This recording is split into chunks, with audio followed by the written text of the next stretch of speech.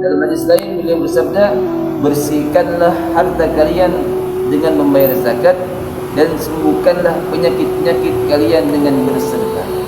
Dengan bersedekah.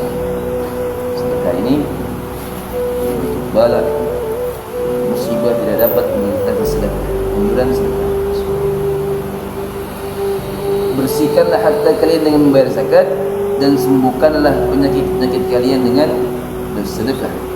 Dan sambutlah gelombang-gelombang musibah dengan doa.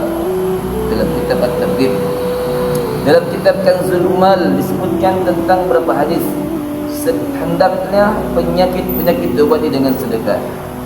Pengalaman telah membuktikan bahawa sebagian besar sedekah mendatangkan kesembuhan pada berbagai penyakit. Ini sudah banyak kita dengar. Ya, ada kemarin di daerah mana? Dia diponis sama dokter. Bapak ini umurnya 3 minggu lagi. Kamu udah berobat kemana-mana tuh. Bapak umurnya tinggal 3 minggu lagi. Akhirnya udah dia orang kaya nih kan. Waduh, 3 minggu lagi kata dokter. Akhirnya dia jalan wisata, malah dia wisata kemana, pengen ngilangin diri gitu. Dia jalan wisata ketemu orang sama dia, cerita dia, saya nih sakit katanya.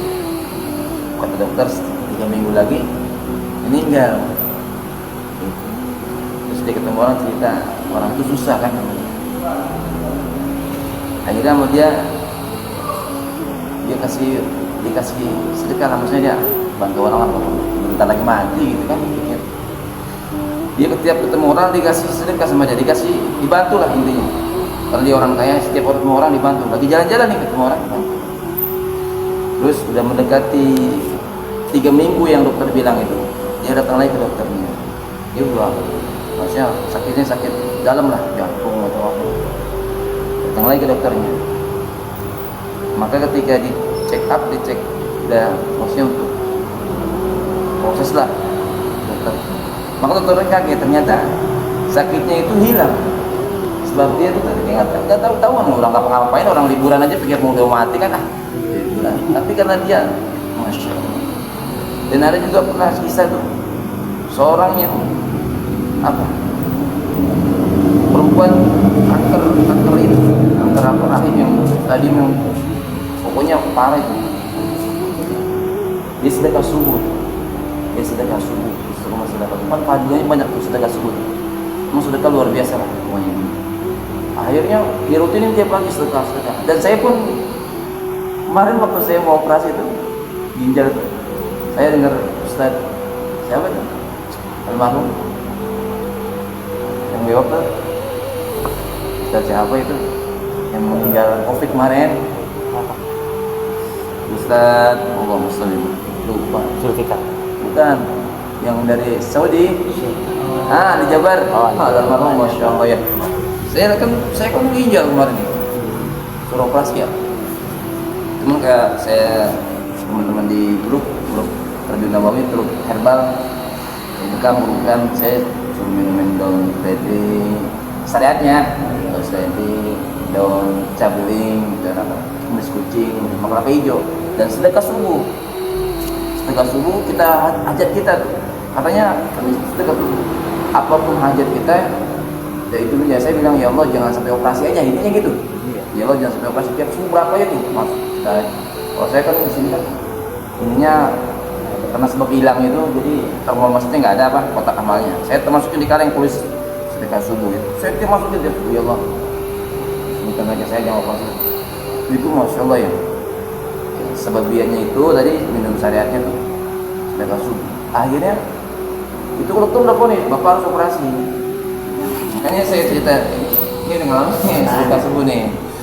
Masuk operasi pak, hitam, bengkak hitam, terus ada batu ginjalnya kan.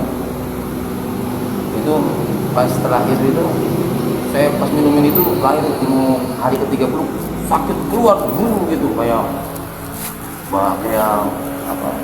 garam kristal.